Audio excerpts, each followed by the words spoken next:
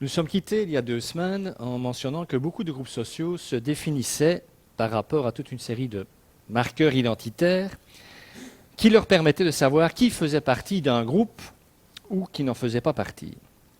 Et nous avions vu que les juifs religieux du 1er siècle accordaient eux aussi la priorité à certains de ces marqueurs, comme le respect des règles alimentaires ou une obéissance stricte du sabbat.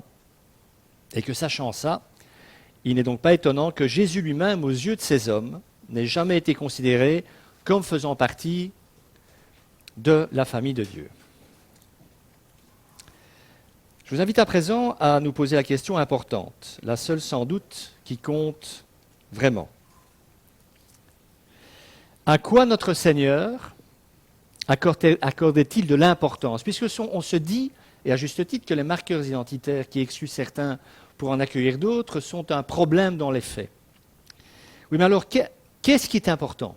Si ces marqueurs-là, ces marqueurs qui étaient contenus dans la loi de Moïse, dans la loi de Dieu, puisque ceux-là, ils ne sont pas prioritaires, quels sont les marqueurs? Quel est l'outil de mesure spirituelle qui nous permettrait de dire, dans nos vies, dans celles des autres, je suis sur le bon chemin?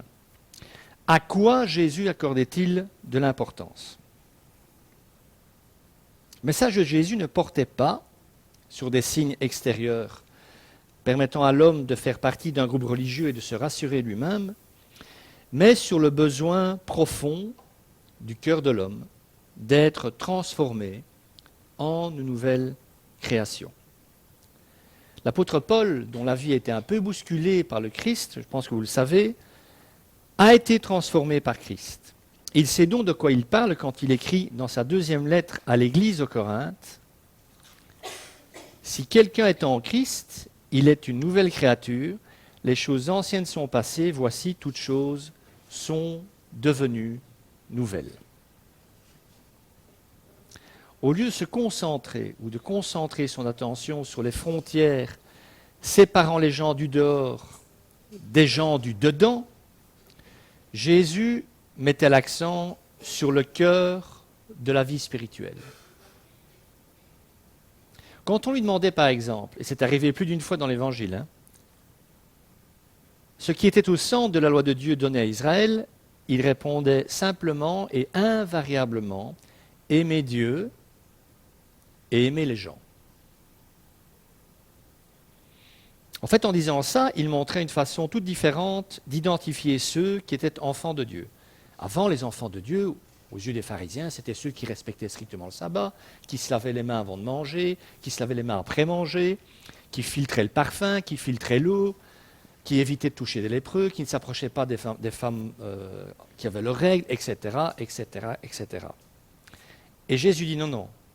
Les véritables enfants de Dieu, ils mettent en pratique ce simple commandement, aimer Dieu et aimer les autres. Alors je dis c'est simple. Alors pour Jésus, aimer c'était apparemment extraordinairement simple, puisque Dieu est amour. Par contre, ce n'est pas simple pour nous.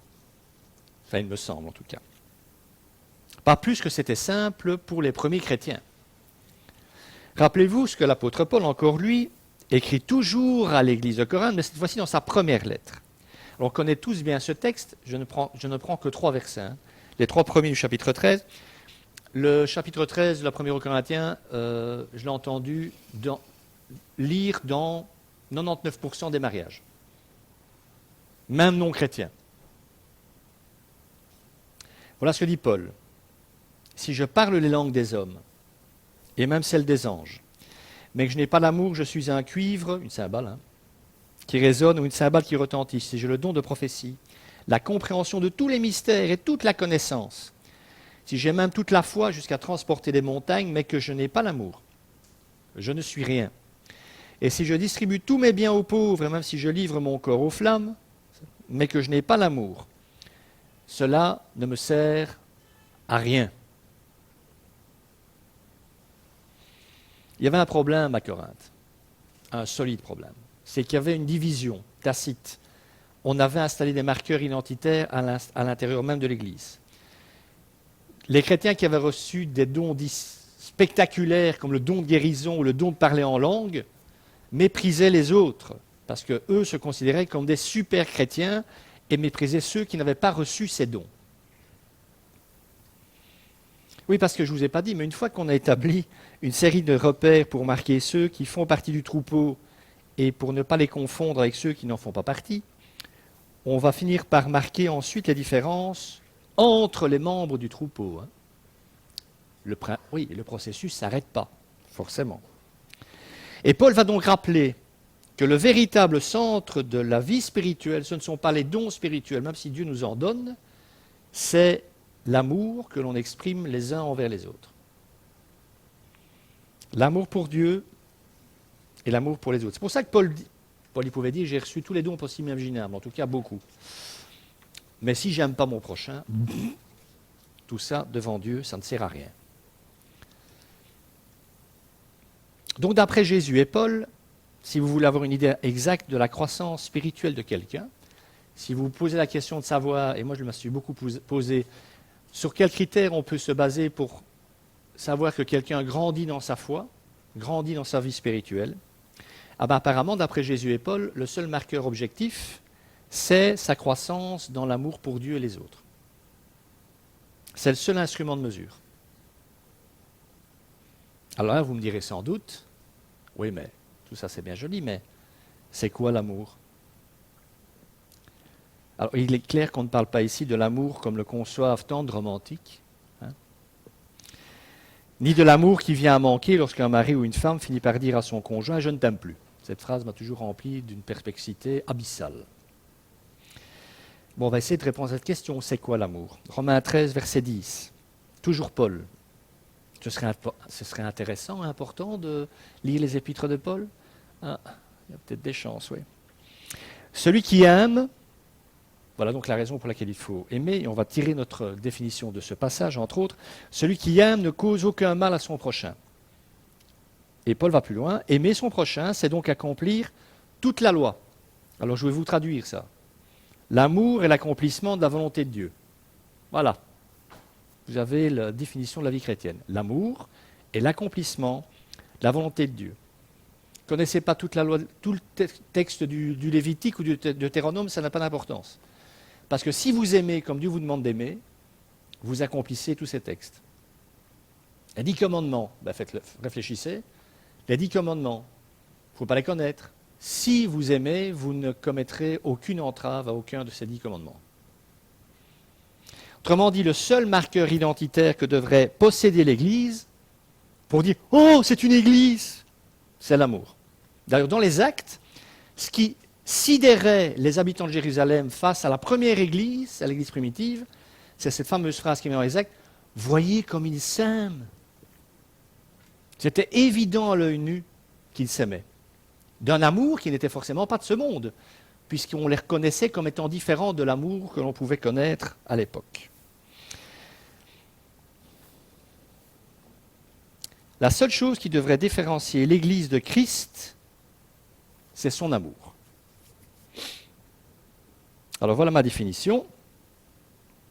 Aimer, c'est faire de la place dans son cœur à quelqu'un d'autre que soi. Je vais te répéter ça. Aimer, c'est faire de la place dans son cœur à un autre que soi. Alors ça aussi, c'est très facile à dire. Égocentrique comme nous sommes, égoïste comme nous sommes, à la base en tout cas, naturellement.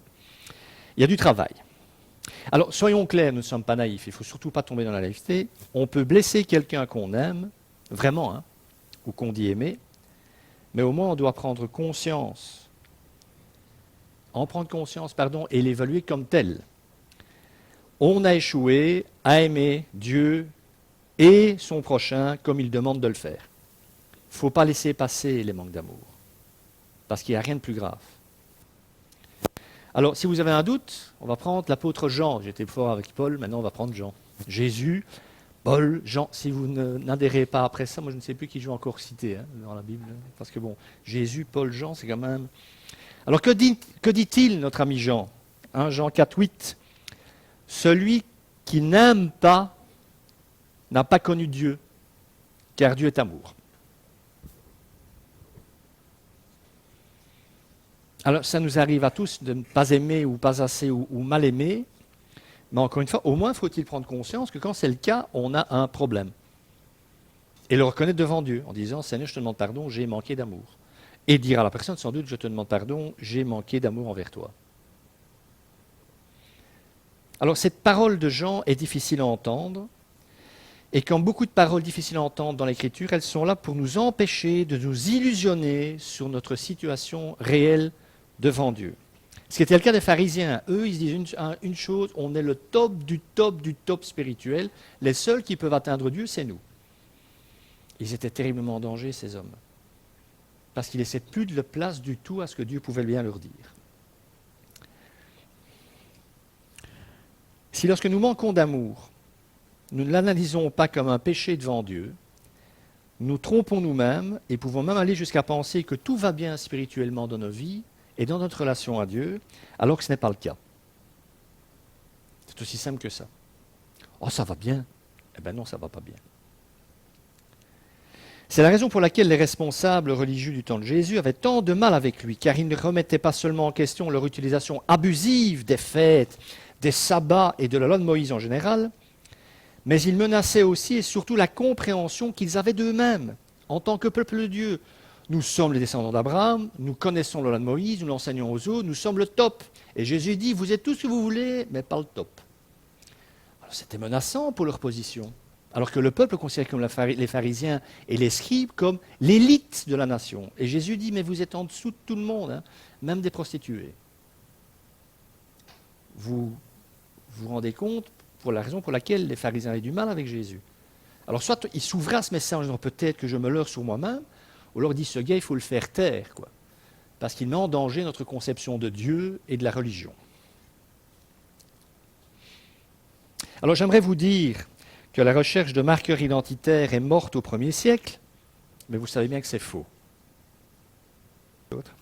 J'ai fréquenté des églises où fumer était quasi un péché mortel. Et on n'aurait jamais accepté que le pasteur fume dans ces églises. En revanche, mentir, médire, faire montre d'un manque d'amour et de miséricorde ne posait de problème à personne. Alors il faut bien comprendre que dans ce schéma-là, un pasteur qui fume n'est pas une chose grave parce que ce serait un péché abominable plus grave que les autres. Je pense que les gens ne sont pas naïfs à ce point-là, mais bien parce que cela constituait une violation d'un marqueur identitaire tacite dans cette Église. Même si fumer est très mauvais pour la santé, vous avez bien compris, hein, que c'est une addiction. Alors tout ceci étant dit, j'espère que c'est relativement clair dans votre tête, il est bien entendu évident que de nombreuses croyances et valeurs vont séparer ceux du dedans de ceux du dehors, de ceux qui font partie de l'Église, qui sont enfants de Dieu, et ceux qui ne le sont pas. Vous aurez peut-être compris en regardant les valeurs de la société qui se développe actuellement que ça n'a plus grand-chose à voir avec les valeurs de l'Évangile. Il y a donc une différence entre être un enfant de Dieu et croire ce que nous croyons, et être un enfant du monde et croire ce que croit le monde. Il y a de fait une différence. C'est la raison pour laquelle Jésus dira d'ailleurs qu'il n'est pas venu sur la terre pour apporter la paix, mais l'épée. Il dit ça en Matthieu. Autrement dit, une séparation, une frontière entre ces deux groupes, entre le monde et l'Église. Mais une frontière qui se franchit là encore par l'amour, car nous sommes laissés dans le monde, tout en n'en faisant plus partie, pour aller porter l'amour de Dieu au monde. Autrement, on n'aurait rien à faire ici-bas. Mais il y a une différence fondamentale de nature entre les deux groupes, entre le monde et Dieu, et l'Église. Ce qui signifie aussi, et j'y ai fait allusion il y a 2 semaines, que l'incompréhension, même parfois l'agressivité, peut se déclencher au sein d'une famille lorsqu'un de ses membres devient chrétien. Et quand ça se passe, ça vous envoie un message. C'est que vous faites partie de la famille de Dieu, et la personne en face n'en fait pas partie.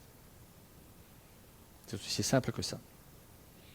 Et que vous êtes agressé parce que vous faites partie, à présent, de la famille de Dieu. Mais, et ça il faut le comprendre, parce qu'il faut différencier quand même ce qui vient vraiment de Dieu et ce qui vient d'un marqueur identitaire que nous aurions tendance naturellement à créer. Ce qui fait que quelque chose devient un marqueur identitaire, donc que ça commence à être problématique, Ce qui fait la spécificité d'un marqueur, c'est que le groupe le perçoit comme une opportunité de renforcer un faux sentiment de supériorité. Là, vous savez que vous êtes dans les marqueurs identitaires. Donc, une approche de la vie chrétienne, et c'est souvent le cas, basée sur des marqueurs identitaires, se concentre toujours sur la position des personnes. Faites-vous partie du groupe ou pas? Donc il en résulte dans la pratique qu'une énorme somme d'énergie est dépensée à clarifier quels marqueurs identitaires comptent. C'est ce que les pharisiens passaient leur temps à faire. Et encore aujourd'hui, beaucoup de rabbins hassidiques scrutent, décortiquent et superposent, comme dans des couches de lasagne, des couches de pâte dans une lasagne, de plus en plus de marqueurs identitaires pour restreindre de plus en plus le groupe qui est dans le bon, en excluant tous ceux qui ne le sont pas, évidemment. Jésus, en revanche, était en permanence concentré sur ce qui est au cœur de la pensée de Dieu. En pensant à ses disciples, sont-ils orientés et se dirigent-ils vers ce qui est au centre de la vie en Dieu, aimer Dieu et aimer les autres? Ou s'en l'éloignent-ils?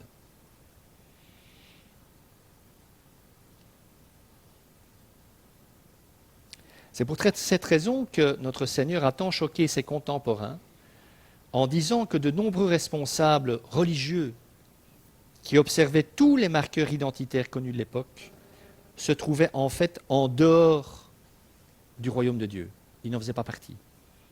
Alors qu'à travers tous leurs marqueurs, ils étaient au contraire convaincus que parce qu'il y avait ces marqueurs et qu'ils y obéissaient, ils en faisaient partie. Jésus dit, vous n'entrez même pas vous-même dans le royaume.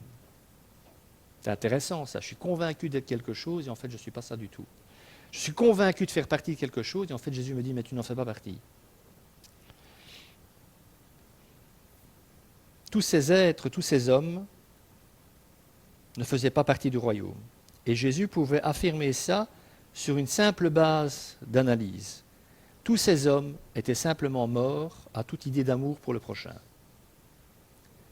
Le nombre de fois où Jésus répond à cette question, quel est le plus grand commandement, Rabbi? Et il répond, tu aimeras ton Dieu comme toi-même, de toute ta foi, toute ta pensée, etc. Et ton prochain comme toi-même. Et tous les gens qui lui posaient cette question étaient certains qu'ils vivaient ça, qu'ils aimaient tout le monde. Alors que si Jésus remet ça en avant, c'est pour leur envoyer le message, mais tu ne vis pas ça, toi.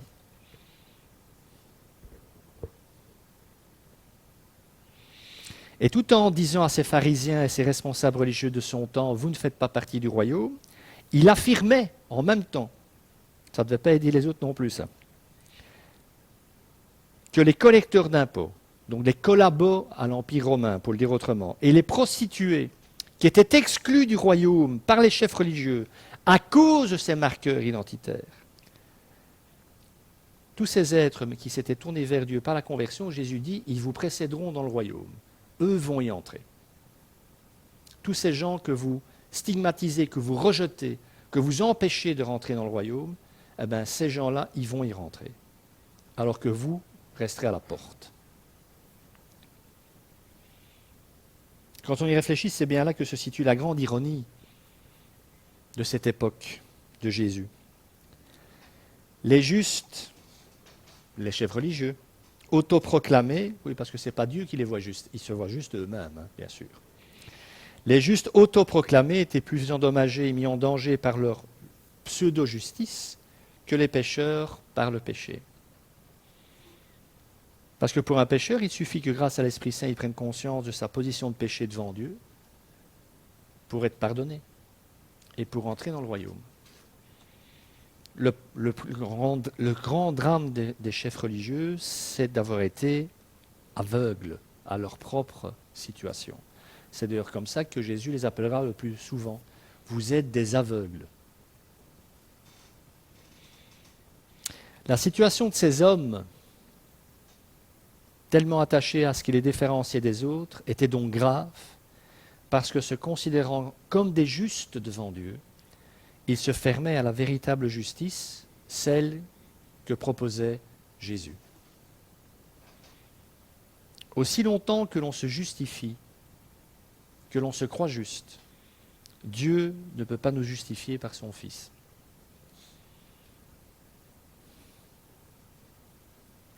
Vous aurez donc compris, je pense déjà, que la mauvaise compréhension de ce qu'est la véritable vie spirituelle peut causer d'immenses dégâts. Alors, je sais ce que je vais vous dire maintenant va vous sembler tragique, mais il est tout à fait donc possible de penser que l'on devient de plus en plus spirituel, que l'on grandit dans sa foi, alors qu'en fait on devient seulement de plus en plus suffisant et dans le jugement. Donc cette pseudo-transformation dont j'ai parlé il y a 2 semaines, donc penser que l'on devient meilleur alors qu'en fait on devient pire, en s'adaptant à des marqueurs identitaires, revient à devenir, selon l'écrivain américain Mark Twain, je trouve cette phrase extraordinaire, un homme bon dans le pire sens du terme.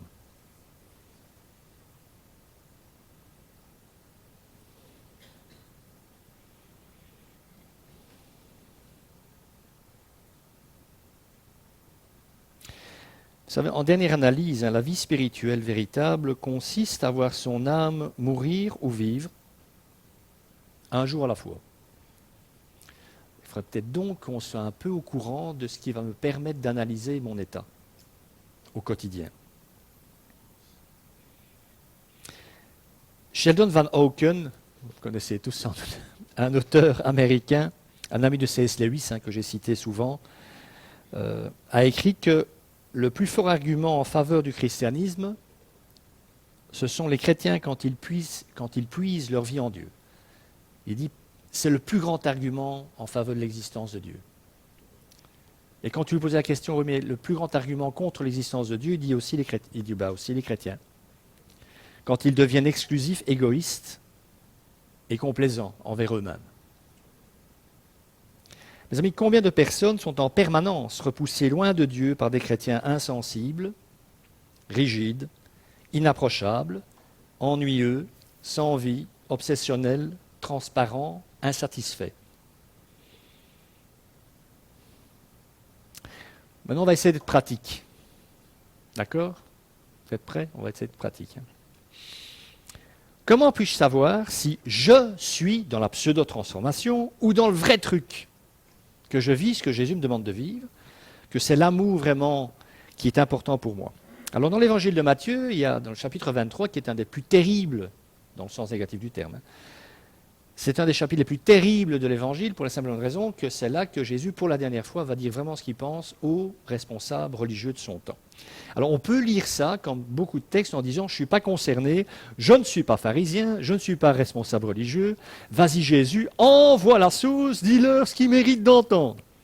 En oubliant encore une fois qu'on doit se mettre en face et que je peux faire partie de ces responsables religieux en dessous de tout, n'ayant aucun amour pour personne, ou pas grand monde en tout cas, à part eux-mêmes. Je vais donc prendre ce texte du chapitre 23 et de Matthieu et essayer de dégager de ces paroles de Jésus des questions qui peuvent nous aider à nous évaluer. La première question, c'est « suis-je spirituellement inauthentique ?» Alors la formulation peut paraître étrange, on pourrait dire « suis-je spirituellement authentique ?» On pourrait le dire comme ça aussi. Voilà ce que Jésus dit, Matthieu 23, 25. « Malheur à vous, scribes et pharisiens hypocrites. » Oui, on est un hypocrite si on n'est pas authentique, forcément. « Vous nettoyez soigneusement l'extérieur de vos coupes et de vos assiettes, mais à l'intérieur, elles sont remplies du produit de vos vols et de ce que vos désirs incontrôlés convoitent. » On est inauthentique quand on passe sa vie à se préoccuper de paraître spirituel, quand on passe son temps à essayer de paraître ou de faire croire que l'on est quelqu'un que l'on n'est pas. Vous allez me dire, mais quel intérêt ça? Il faut être schizophrène pour faire ça. Quel intérêt? Groupe social. Si vous êtes dans un milieu d'église où vous ne pouvez pas dire, par exemple, que vous n'allez pas bien, ben vous allez faire semblant d'aller bien pour qu'on ne vous juge pas. Voilà. Ça va, oui, ça va très bien, même si ça va très mal. On ne va jamais dire qu'on va mal, puisqu'on va se faire tuer si on le dit qu'on va mal. On va être un mauvais chrétien. Mais un chrétien, ça va bien. Tu es dépressif, mais tu as l'Esprit Saint, comme un chrétien qui a l'Esprit Saint peut être dépressif. Mais comment c'est possible? Mais exorcisons-le. Non, trop tard. Sortons les briques. Lapidons-le, excluons-le. Il va nous polluer avec sa dépression. Je caricature à peine. Hein. Certains milieux. Hein. Où j'avais un ami, stade terminal d'un cancer, ses pasteurs viennent le voir. Confesse ton péché, tu sortiras de ton lit de souffrance. Stade terminal d'un cancer. Hein. Visite pastorale. Ouais, super. Hein. Youpi, on a envie d'y retourner. Hein. Un homme a un jour demandé au pasteur John Onberg s'il pensait que son église était mondaine. C'est mondaine, un chrétien mondain, un chrétien qui vit, qui fait partie de l'église, mais qui est quand même encore fort dans les attitudes du monde, dans les valeurs du monde, la philosophie du monde. Alors le pasteur à cette question un peu tarte à la crème répond, qu'est-ce que vous entendez par mondaine? Et le gars lui répond, c'est histoire vraie. Eh bien, vous, pendant les cultes, vous utilisez le théâtre, vous montez des scénettes autour de l'évangile, et c'est ce que font les gens du monde, hein. Il y a du théâtre dans le monde. Vous jouez de la musique contemporaine au culte, comme ils en jouent dans le monde. Alors comment sauront-ils que vous êtes différents d'eux? Et le gars continue. Tout le monde sait qu'en tant que chrétiens, nous sommes supposés être différents des autres personnes vivant sur cette planète en montrant plus d'amour, plus de gentillesse, plus de bonté. Et tout le monde sait que nous ne le sommes pas. Nous ne sommes pas mieux que les autres, nous ne sommes pas plus bons que les autres, plus amoureux des autres. Aussi, ne devrions-nous pas faire quelque chose pour montrer notre différence, quand même? En d'autres termes, puisque nous n'arrivons pas à être saints, ne devrions-nous pas au moins essayer d'être bizarres, quoi? Je n'ai pas plus d'amour que les autres, j'y arrive pas. Je ne suis pas meilleur que les autres, j'y arrive pas. On va peut-être supprimer toutes les références dans l'Église qui pourraient faire croire qu'on est comme les gens de l'extérieur. Comme si ça allait résoudre quoi que ce soit. Mais il n'empêche que nous agissons tous comme ça, plus ou moins. Je me suis déjà fait la réflexion à moi-même. Quand j'envoie un mail à des chrétiens d'autres églises, ou à des responsables d'autres églises, je me sens toujours obligé quelque part de terminer mes mails par des marques de politesse tout évangéliques, afin de faire croire à mon interlocuteur que je suis plus spirituel que je le suis en réalité au moment où j'envoie le mail. Que le Seigneur te bénisse richement. J'ai déjà dit ça, toi? Pas souvent, hein? Alors pourquoi je dis ça à un gars que je croise 3 fois par an?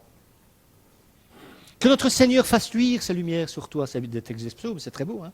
Et on peut le faire, mais il faut être sincère quand on le fait. Que notre Dieu te couvre de son ombre. Pour terminer un mail, c'est magnifique, hein? Que notre Père te tienne en sa très sainte garde. Qui parle comme ça, quoi? Ben moi, de temps en temps. Ce sont donc des réflexes conditionnés que l'on apprend très tôt, et parfois même à l'école du dimanche. On apprend donc ce genre de réflexes conditionnés tout petit dans beaucoup d'églises. Un petit garçon va à l'école du dimanche et il a déjà très bien compris quel style de réponse on est supposé donner aux questions que l'on y pose pour avoir la paix.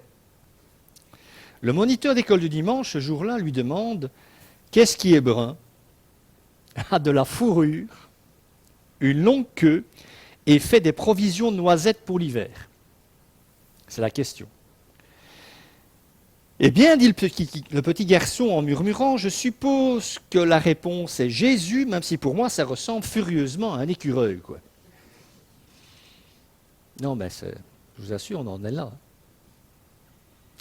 Ça doit être Jésus la réponse. Ici, la réponse est toujours Jésus. Ça ressemble à un écureuil, mais... Nous agissons parfois comme ça, pour ne pas dire souvent. On essaie de dire des choses qui sonnent spirituelles, même si on ne sait pas ce qu'on dit. Je pense que la réponse, ça doit être Jésus.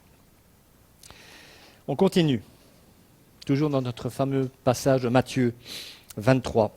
Est-ce que je suis ou deviens exclusif, orgueilleux et dans le jugement? Ils affectionnent les places d'honneur dans les festins et les sièges réservés au premier rang dans les synagogues. L'orgueil est un problème potentiel pour quiconque veut prendre au sérieux sa croissance spirituelle. Dieu résiste aux orgueilleux. Il faut prendre cette injonction et cette menace au sérieux. D'autant plus que la plupart d'entre nous vont plus ou moins se savoir orgueilleux, mais certains se penseront sans orgueil. Et ça n'existe pas. L'orgueil peut prendre différentes formes, mais orgueilleux, nous le sommes tous. D'autant plus que c'est dangereux dans la vie spirituelle. Je vais simplement vous expliquer pourquoi, parce que nous sommes tordus, quelque part. Dès qu'on commence à tenter de devenir plus saint, plus vertueux, c'est bien, c'est quand même ce que Jésus nous demande. On se demande très vite pourquoi les autres autour de nous ne le sont pas autant que nous. Dès que je fais un progrès d'1 millimètre dans un domaine de la vie spirituelle, je regarde les autres en disant qu'ils sont quand même loin derrière moi, ceux-là. Le grand mystique catholique Saint Jean de la Croix a écrit dans son ouvrage La Nuit obscure, ne lisez pas ce livre tout de suite, attendez d'avoir 50 ans de vie chrétienne minimum, si vous ne voulez pas déprimer le reste de votre existence. Mais n'empêche que Jean de la Croix dit des choses très profondes quand même. Voilà ce qu'il dit, les commençants, il appelle commençants ceux qui sont au début de leur marche avec Jésus, donc les jeunes dans la foi. Mais je pense que le danger existe à tous les âges spirituels. Les commençants se sentent remplis de ferveur et d'entrain pour ce qui concerne les choses spirituelles et les exercices de piété. Cette prospérité fait monter en eux un orgueil secret. Il dit secret parce que ces gens n'en sont pas conscients. Ils sont tout à leur enthousiasme de suivre Jésus. Donc cet orgueil secret qui les porte à avoir quelque satisfaction de leurs œuvres et d'eux-mêmes. « Oh, je progresse. Ah, je me sens proche de Dieu. » Voilà pourquoi ils condamnent intérieurement les autres quand ils ne les voient pas concevoir la dévotion de la même manière. C'est automatique, parce que ça fait partie de notre ancienne nature. Même Matt Groening, le créateur des Simpsons, vous voyez, les Simpsons, est d'accord avec Jean de la Croix. En effet, un jour, Homer demande à Flanders, son voisin protestant évangélique, où il était passé pendant toute la semaine. Et celui-ci lui a répondu « Nous avons participé à un camp chrétien où nous avons appris comment être encore plus dans le jugement. » Alors c'est les Simpsons, mais malheureusement, alors je pense qu'il ne faut même pas organiser un camp pour ça, de nature, donc nature en dehors du contrôle de Dieu, notre ancienne nature produit ça. Juger les gens est à l'opposé de Jésus attend, parce que le jugement est à l'opposé de l'amour. Et pourtant, il nous arrive à tous parfois d'entendre cette petite voix dans notre tête, et même parfois dans notre cœur, qui nous fait juger les gens selon des critères qui n'ont strictement rien à voir avec la pensée de Dieu. Nous nous comparons, nous jugeons, nous condamnons, en oubliant au passage que nous sommes appelés par vocation à aimer, entourer et accueillir ceux que notre Seigneur place sur notre route. Et les premiers qu'il place sur notre route, ce sont nos frères et sœurs dans la foi. Donc si nous nous jugeons dans l'Église les uns les autres, il est clair qu'on va juger d'autant plus les gens qui ne font pas partie de l'Église. C'était déjà un problème parmi les premiers chrétiens. Eh oui, puisque Jacques, on va y revenir, l'un des demi-frères de Jésus écrit ceci, rappelez-vous. La langue, en revanche, aucun homme ne peut la dompter, c'est un mal qu'on ne peut pas maîtriser, elle est pleine de venin mortel. Par elle, nous bénissons notre Dieu et par elle, nous maudissons les hommes faits à l'image de Dieu. De la même bouche sortent la bénédiction et la malédiction. Mes frères et sœurs, il ne faut pas que tel soit le cas. Une source fait-elle jaillir par la même ouverture de l'eau douce et de l'eau amère? Un figuier, mes frères et sœurs, peut-il produire des olives ou une vigne des figues? De même, aucune source ne peut produire de l'eau salée et de l'eau douce. Nous sommes faits et appelés à bénir, nous ne pouvons pas maudire. Nous sommes faits et appelés à aimer, nous ne pouvons pas juger. C'est l'un ou l'autre. La bénédiction et la malédiction, le jugement et l'amour ne peuvent pas sortir en même temps de la même bouche. Nos contacts sociaux ne doivent pas être une occasion pour nous d'évaluer les gens ou de nous comparer à eux, mais une occasion de les aimer. Dieu ne nous a nommés juges de personne, ni même de nous-mêmes. Et nous ne sommes pas non plus en compétition avec qui que ce soit.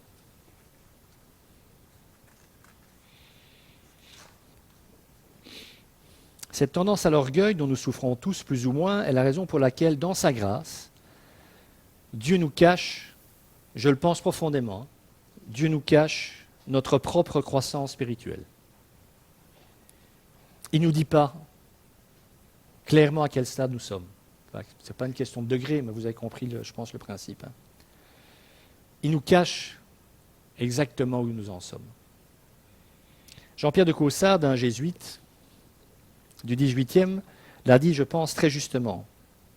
Dieu est toujours à l'œuvre en nous, et très souvent, donc il est toujours à l'œuvre, même quand on pense le contraire. Il ne s'arrête jamais de travailler, l'esprit. Dieu est toujours à l'œuvre en nous, et très souvent, son œuvre prend forme, grandit et s'accomplit secrètement dans nos âmes, sans que nous en prenions conscience. Parce que le danger, c'est, si vous êtes très objectif et très lucide envers vous-même, il y a des moments où vous avez dit « je suis vraiment en dessous de tout », et si, en disant « je suis en dessous de tout », vous vous dites que c'est le stade ou le niveau spirituel de croissance où vous en êtes, ça va vous pousser au découragement et rien d'autre. Même quand vous êtes en dessous de tout, et ça nous arrive à tous, je pense, l'Esprit Saint continue à travailler. Et le simple fait que vous preniez pour quelqu'un en dessous de tout, c'est peut-être la manifestation qu'il travaille justement en vous. Parce que s'il n'y a pas de travail de l'Esprit, jamais vous ne vous remettrez en question. Je ne sais pas, je ne connais pas le travail de l'Esprit Saint en moi. Je sais par la foi qu'il me sanctifie, par sa présence, et qu'il veut que je participe à ce processus. Il ne va pas le faire en passant au-dessus de ma tête. Il veut que j'y participe en m'examinant régulièrement à la lumière de sa parole. Ça, c'est clair. J'ai envie de dire tous les jours, il faut s'examiner. Mais je suis incapable d'évaluer véritablement ce travail silencieux. Je suis incapable de lire dans mon propre cœur. C'est pour cette raison, par exemple, que le roi David demanda à Dieu de sonder son cœur afin de savoir s'il était sur la bonne voie, celle de la sanctification. Parce qu'il n'en savait rien. À l'époque, on pense savoir que son trône va bien, le royaume va bien, il est proche de Dieu, tout va bien. Il fait bien son boulot droit, donc objectivement, ça a l'air de rouler, quoi. Mais il est assez lucide pour se dire, oui, mais tout ça, ça ne me dit pas où j'en suis véritablement. Je pourrais par exemple me demander si la qualité de mon amour envers les autres augmente, puisque c'est l'amour la norme. Et donc en étant sensible et fidèle aux critères de référence de Jésus et de la parole de Dieu. Mais je dois alors aussitôt reconnaître que je suis incapable d'évaluer objectivement ma qualité d'amour, ni quoi que ce soit d'autre d'ailleurs. De toute façon, même si je me disais, il me semble que ma qualité d'amour pour Dieu et pour les autres augmente, je ne pourrais être sûr que d'une chose, c'est que mon orgueil, lui, se porte à merveille.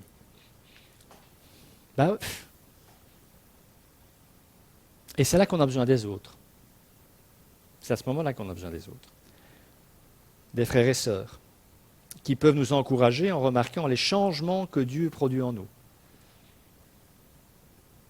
Ça n'arrive pas souvent qu'on se le dise, mais il y a des progrès. On a besoin des autres pour nous le dire. Tout comme on a besoin des autres pour nous rappeler ce qu'on appelle ici, dans l'Église, nos angles morts. Des choses que l'on ne voit pas de soi-même. Si les autres ne nous disent pas, fais gaffe, tu reviens de nouveau avec ton truc là. Fais gaffe, tu as nouveau dit ça, ça traduit quand même quelque chose, fais attention. Si les autres ne nous disent pas, on peut s'illusionner et dire, tout va bien. Mais à part ça, la seule chose qui reste, et c'est important, c'est la promesse de Dieu nous garantissant l'œuvre de l'Esprit en nous. C'est Paul qui écrit ça aux Philippiens. Je suis persuadé que celui qui a commencé en vous cette bonne œuvre de transformation, la poursuivra jusqu'à son terme, jusqu'au jour de Jésus-Christ. Donc jusqu'au jour où notre Seigneur instaurera son royaume sur la terre. Dieu continuera son œuvre en vous. Quand on y réfléchit, je trouve que c'est un grand cadeau que Dieu nous fait en nous laissant dans l'ignorance de nos progrès véritables. Il tente de nous protéger de cette manière de notre tendance naturelle à penser que dès qu'il y a un progrès dans notre vie spirituelle, nous sommes devenus un spécialiste. Alors qu'il s'agit tout simplement d'un progrès ou d'un cadeau de la part de notre Père, et dans les deux cas, ça s'appelle la grâce. Vous avez un temps de prière extraordinaire avec Dieu. Vous avez l'impression qu'il est dans la pièce. C'est comme si vous pouviez le toucher. Vous lui parlez comme s'il était à 1 mètre. Et il vous parle, vous l'entendez vous dire des choses. Et vous sortez de là en disant, je vais donner des cours sur la prière. Ça aussi, c'est très... En tout cas, moi, ça me vient assez facilement.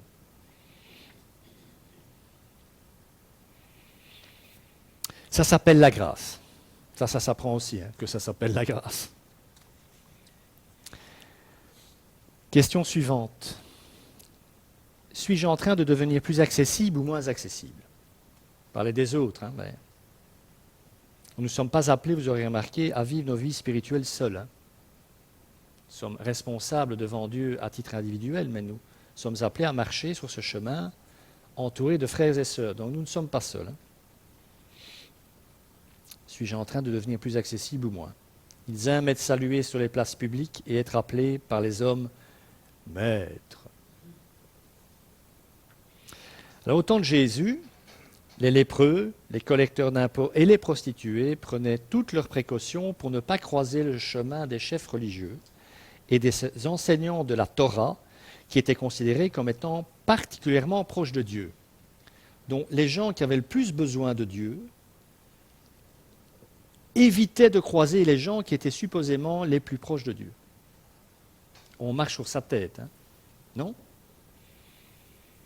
Mais avant de dire que ces pharisiens et ces chefs religieux n'avaient décidément rien compris, il faut peut-être réfléchir à titre personnel, quel type de gens nous n'aimons pas, avec qui nous avons des problèmes, et dont on n'a pas vraiment envie de parler de la grâce de Dieu, parce qu'il en existe.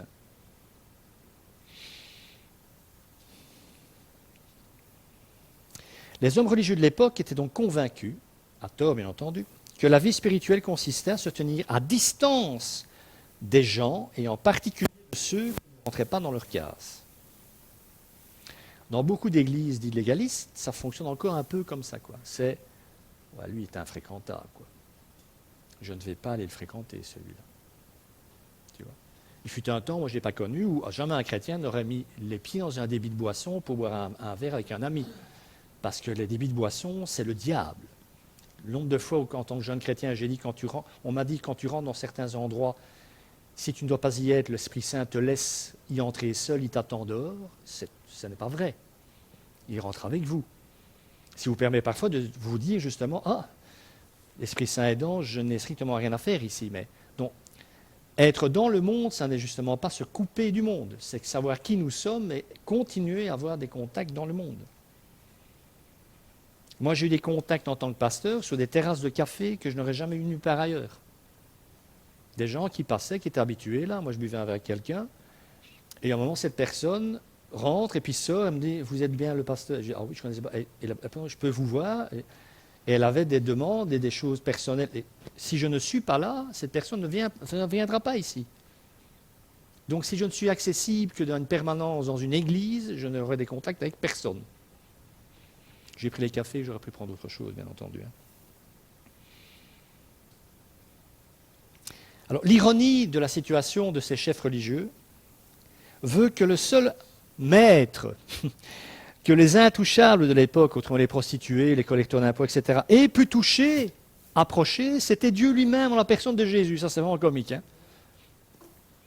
Dieu se laissait toucher par ces gens. Mais les gens qui le représentaient, c'est hors de question. Ils vont me rendre impur. Les pharisiens étaient inaccessibles, Jésus était la personne la plus accessible qui soit.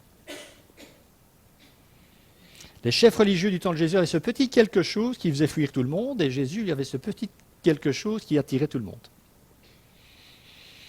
Je pense que quelque part, c'est un peu à ça que doit ressembler la vie spirituelle véritable. C'est ça qui va être un marqueur aussi, de savoir si vous attirez les gens ou si vous les répulsez. Je ne sais pas si ça se dit. On ne peut pas grandir, en tout cas spirituellement, en s'isolant des autres, surtout si l'objectif c'est de devenir un saint. Question suivante. Je sais bien que ça fait beaucoup de questions. Est-ce que je me lasse ou je m'épuise ou est-ce que je persévère spirituellement? Ils lient des fardeaux, donc les pharisiens, ils lient des fardeaux pesants et les mettent sur les épaules des hommes, mais ils ne veulent pas les remuer du doigt. Cette parole est en opposition totale avec ce que Jésus dit à la foule à un autre moment de l'Évangile. « Venez vers moi, vous qui êtes fatigués, et je vous donnerai du repos. Prenez mon joug, donc soumettez-vous à moi, car je suis doux et humble de cœur. » Donc venez à moi, est-ce que vous devrez porter, je le porterai avec vous, et ce fardeau sera léger. Contrairement aux pharisiens qui mettaient des paquets, et qui ne faisaient pas plus que les autres en plus. Donc on pourrait reformuler cette parole de Jésus comme suit. La recherche de la droiture est toujours épuisante quand elle est motivée par un objectif erroné. Si vous voulez grandir spirituellement, mais que votre objectif est mauvais, vous allez vous fatiguer. Vous allez vous fatiguer. Jésus nous appelle, vous le savez, à être la lumière du monde et le sel de la terre, à illuminer le chemin des hommes. Il a donné du goût à nos relations, à savoir le goût de la présence du Christ. Quand vous êtes quelque part avec quelqu'un, vous êtes habité par l'Esprit Saint et vous incarnez la présence du Christ auprès de cette personne. Donc vous devez, dans ces moments-là, comme à tout moment d'ailleurs, essayer d'exhaler le parfum de la présence de Jésus. Donc si vous êtes désagréable, ça va être raté. Alors l'Église, au cours des siècles, a eu plutôt tendance à transformer ça en règle de morale, comme les pharisiens. Elle a trop souvent couvert la lumière de son ombre menaçante et mis le peuple de Dieu au régime sans sel.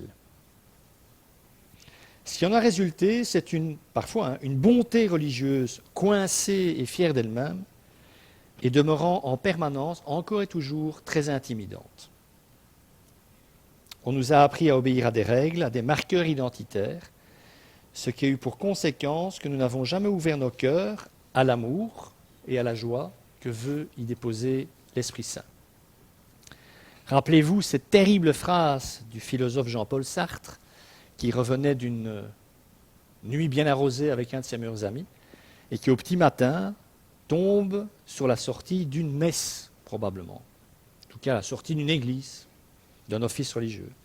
Et il a cette phrase terrible, « Si seulement ils avaient des gueules de ressusciter. » Si seulement ils avaient des gueules de ressusciter.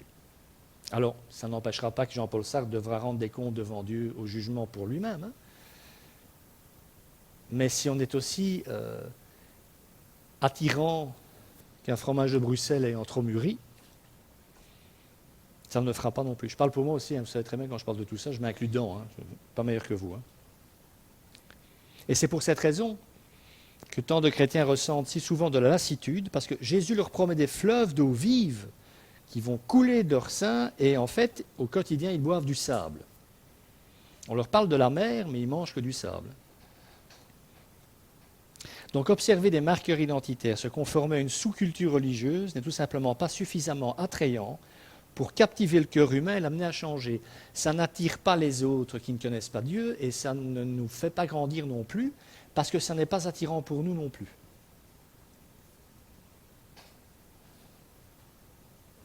On continue. Est-ce que je me sers d'outils superficiels pour évaluer ma vie spirituelle? On revient aux outils de croissance. Conducteurs aveugles, vous filtrez vos boissons pour éliminer le moucheron, mais vous avalez le chameau. Cette phrase est extraordinaire. Alors, je la traduis quand même, parce que c'est quand même fort allégorique.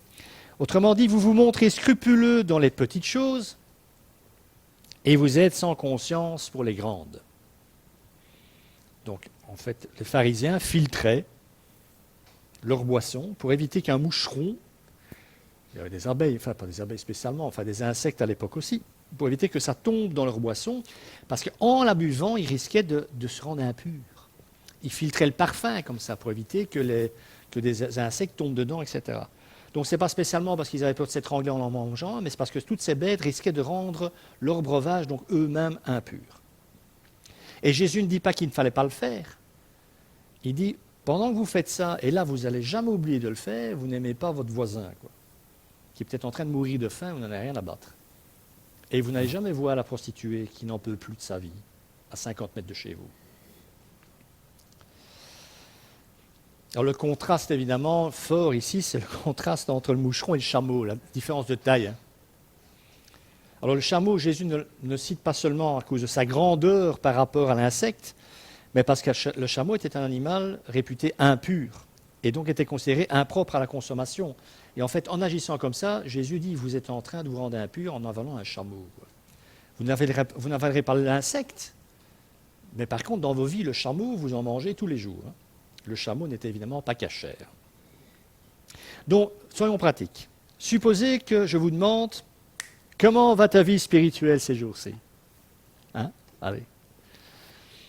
Alors, si vous êtes protestant, et si ces derniers temps vous lisez votre Bible tous les jours et que vous passez du temps dans la prière, vous répondrez certainement très très bien. Merci, super. Alors, ces deux choses sont importantes et nous en reparlerons lors des semaines qui viennent, mais ce que cela montre, c'est que la plupart d'entre nous envisagent la vie spirituelle sous la forme d'activités spéciales. Si je fais tel et tel type de truc, c'est que je suis dans le bon. Donc, si cela fait plusieurs jours de suite que je pratique ces deux activités, j'en conclurai que ma vie spirituelle va bien. Si ce n'est pas le cas, par contre, je culpabiliserai et je penserai que ma vie spirituelle ne va pas bien. Et dans ce cadre, l'étude de la Bible et la vie de prière deviennent les deux indicateurs de ma santé spirituelle. Je fais, Dieu m'approuve. Je ne fais pas, Dieu ne m'approuve pas.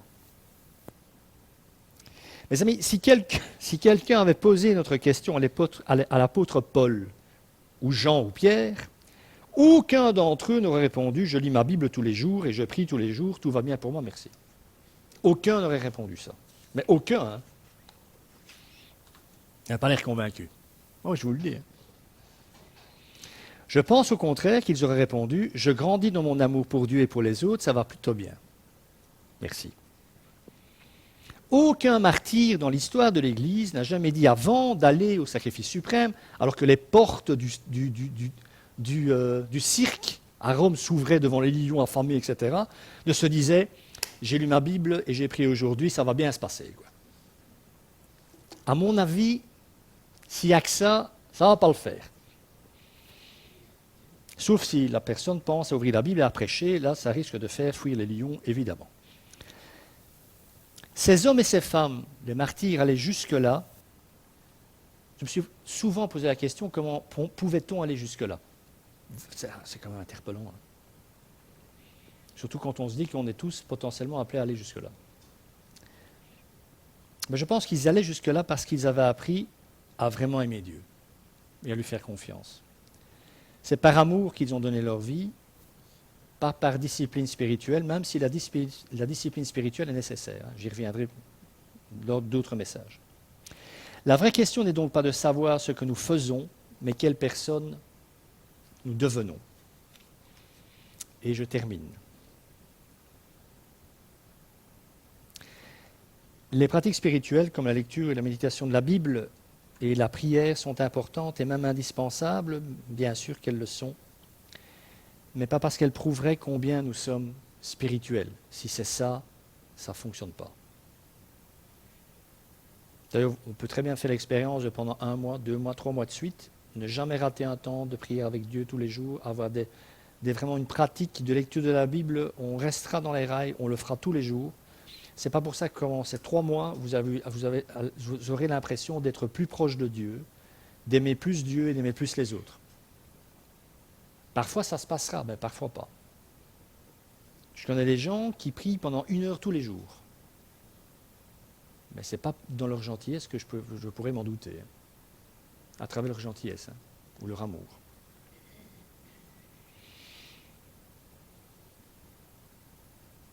Donc si ces deux éléments deviennent des moyens de nous rassurer à bon compte et qu'on focalise rien que là-dessus, je pense qu'il y a un problème. En revanche, ces pratiques sont importantes parce que Dieu peut et veut les utiliser pour nous mener vers la vraie vie, la vie animée par son esprit. Moi, je parle pour moi, je peux ouvrir un texte. Hein. Voilà, c'est prévu, je dois lire ce texte, parce que c'est le texte d'aujourd'hui pour moi. Si je ne me dispose pas pour que Dieu me parle, j'entendrai rien. Si en le faisant, je pense surtout à ce que je dois faire juste après, ou la personne que je dois voir, ou peu importe, ce texte ne me dira rien. Et c'est de la relation humaine, là c'est de la relation avec Dieu, mais dans les relations humaines c'est pareil. Si je rencontre quelqu'un et que je ne suis pas disposé à l'écoute, la personne va s'en rendre compte, vous savez. Si je suis là physiquement, mais dans ma tête je suis ailleurs, et que tout ce qu'elle me dit, ça passe par une oreille et ça sort de l'autre, croyez-moi, je vais me rendre compte que je suis seul dans la pièce. C'est la même chose avec Dieu. Et je crois qu'il faut vraiment comprendre ça. Être en communion, en relation avec Dieu, ça se dispose de la même manière que vous pouvez être en relation et en communion avec quelqu'un que vous voyez, que vous touchez. C'est la même articulation, c'est de la relation. Donc ces deux pratiques, lire l'Écriture, prier, sont importantes parce que Dieu peut et veut les utiliser pour nous mener vers la vraie vie, la vie animée par l'Esprit Saint. Donc l'intégrité, c'était le thème de ces deux messages, c'est donc pas se conformer à des marqueurs identitaires aussi religieux soient-ils, et en faire des outils d'exclusion. C'est être conscient de ce que nous sommes et de ce que Dieu veut faire en nous et au travers de nous. C'est accueillir la grâce de Dieu tous les jours, sachant qu'elle est toujours première. On a toujours besoin d'en reprendre conscience. Et c'est aussi reconnaître et admettre ce qui doit changer en nous ouvrant à la vérité révélée par la parole de Dieu et à l'œuvre de son Saint-Esprit qui vit en nous. Devenir et non paraître, c'est ça la véritable intégrité. Que le Seigneur bénisse sa parole et qu'il vous bénisse. Amen.